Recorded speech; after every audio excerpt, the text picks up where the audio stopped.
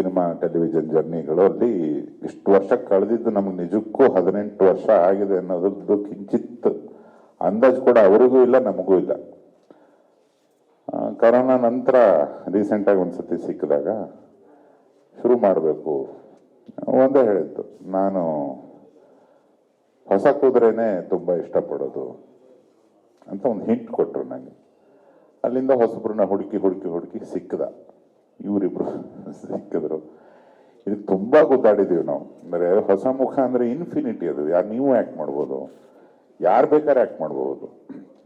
ಏನದು ಸಿನಿಮ್ಯಾಟಿಕಲಿ ಯಾವ್ದು ವರ್ಕ್ ಆಗ್ತದೆ. ಇಷ್ಟೊಂದು ಜನ ಹುಡುಗರನ್ನ ತಂದಿರ್ತೀವಿ, ಇಷ್ಟೊಂದು ಜನ ಹೀರೋಯಿನ್ಸ್ ಜೊತೆ ಕೆಲಸ ಮಾಡಿರ್ತೀವಿ, ಎಲ್ಲ ಗೊತ್ತಿದ್ರು ಸುಮಾರು ವಿಷಯ ಗೊತ್ತಿರಲ್ಲ ನಮಗೆ. ಪರದೆಗೆ ಏನು ಬೇಕು, ಯಾರೋ ದುಡ್ಡು ಕೊಟ್ಟು 100-150 ರೂಪಾಯಿ ಕೊಟ್ಟು ನೋಡೋನೊಬ್ಬನಿಗೆ 2.5 ತಾಸು ಒಂದು ಮುಖ ಹೋಲ್ಡ್ ಮಾಡುತ್ತಾ?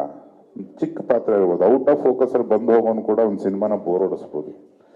ಎಲ್ಲ ಇರ್ಬೇಕು ಅವನಲ್ಲಿ, ಏನೇನೋ ಇರಬೇಕು. ಏನದು ಎಲ್ಲ ಇರಬೇಕು ಅಂದ್ರೆ ಏನದು?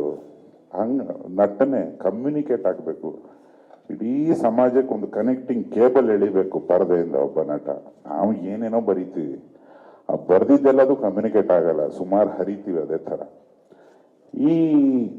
ಈ ಚಕ್ಕರಲ್ಲಿ ಈ ಆರ್ಟಿಸ್ಟ್ಗಳು ಹೊಸಬ್ರಿಗೆ ಮಾಡಿ ಅಂತ ಯಾರೇ ಹೇಳಿದ್ರು ತುಂಬ ಕಷ್ಟ ಇದೆ ಅದು.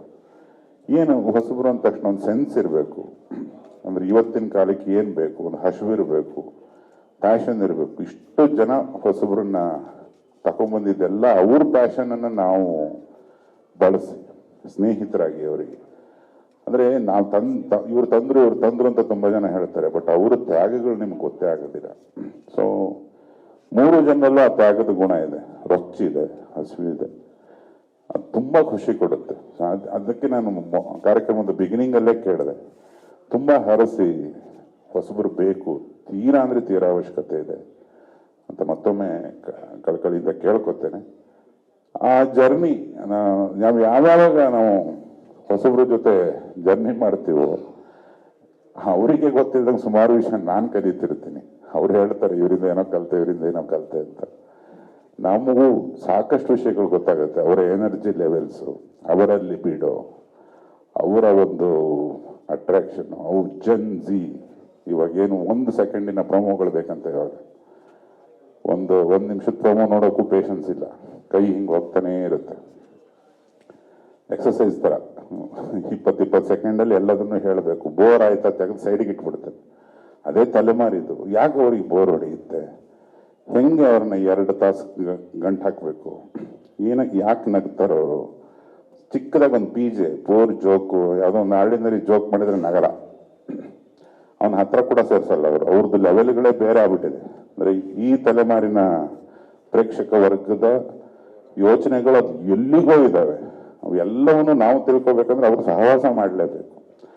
ಅದಕ್ಕೆ ಪ್ರೋತ್ಸಾಹ ಕೊಟ್ಟರು ಕೃಷ್ಣಪ್ಪಣ್ಣ.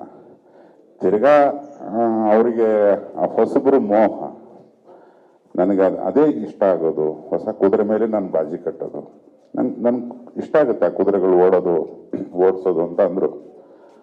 ಅಲ್ಲಿಂದ ನಾನು ರೊಚ್ಚಿಗೆದ್ದು ಇಲ್ಲಿವರೆಗೆ ಬಂದು ಸಿನಿಮಾ ಕಂಪ್ಲೀಟ್ ಆಗಿದೆ.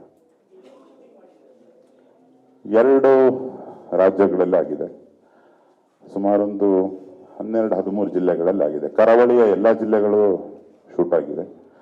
ಮಡಿಕೇರಿ, ಸಕಲೇಶಪುರ, ಬೆಂಗಳೂರು ಗ್ರಾಮಾಂತರ, ಮೈಸೂರಿನ ಕೆಲವು ಭಾಗಗಳಲ್ಲಿ ಶೂಟಿಂಗ್ ಆಗಿದೆ. ನೀನೇ ಇನ್ಫ್ಲುಯೆನ್ಸ್ ಅದಕ್ಕೆ.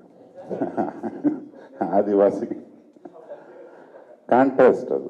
ಇವತ್ತಿನ ಕಾಲದವರು ಒಬ್ಬ ಆದಿವಾಸಿಗಳ ಬದುಕು ನೋಡಿ ಬೆಚ್ಚಿ ಬಿದ್ದುಬಿಡ್ತಾರೆ. ಒಂದು ಡೈಲಾಗ್ ಇದೆ, ನಾವು ನಾಡು ಮಂದಿ ಕಚಡಗಳು, ನಮ್ಮ 1000 ಪಟ್ಟು ಪ್ಯೂರಿಟಿ, ನಮ್ಮ 1000 ಪಟ್ಟು ಶುದ್ಧರಾಗಿರ್ತಾರೆ ಇವರು ಆದಿವಾಸಿಗಳು, ನಾವೆಲ್ಲ ಸೆಕೆಂಡ್ ಹ್ಯಾಂಡ್ ಗಾಡಿಗಳ ಥರ ಅಂತ. ಈಗ ಇವ್ರನ್ನ ತೋರಿಸ್ಬೇಕಂದ್ರೆ ಇವ್ರು ಯಾವ ಸ್ತರಕ್ಕೆ ಬಿದ್ದಿದ್ದಾರೆ ಅಂತ ಹೇಳಕ್ ಹೋಗಬೇಕಲ್ಲ, ಅದು ರಂಗಣ್ಣ ರಘುವರ್ ಪಾತ್ರ. ಹೊಸ ಕನ್ನಡ ಮಾತಾಡಿಸಿದ್ವಿ. ಕನ್ನಡವೋ ಅಥವಾ ಅದು ಪೂರ್ತಿ ಭಾಷೆನ ಕ್ರಿಯೇಟ್ ಮಾಡಿದ್ದೀವಿ. ಅದು ಕಮ್ಯುನಿಕೇಟ್ ಆಗುತ್ತೆ ಅನ್ನೋ ದೃಢ ನಂಬಿಕೆ ನನಗೆ, ರಂಗಣ್ಣಗೆ. ಮತ್ತೆ ಅದರಲ್ಲಿ 1 ಅಕ್ಷರ ಚೇಂಜ್ ಮಾಡಬೇಡಿ ಅಂತ ಹಠ ಬಿದ್ದಿದ್ದು ನಮ್ಮ ಕಲಾ ನಿರ್ದೇಶಕ ಶಿವು ಮತ್ತೆ ಹರಿಕೃಷ್ಣ ಅವರು.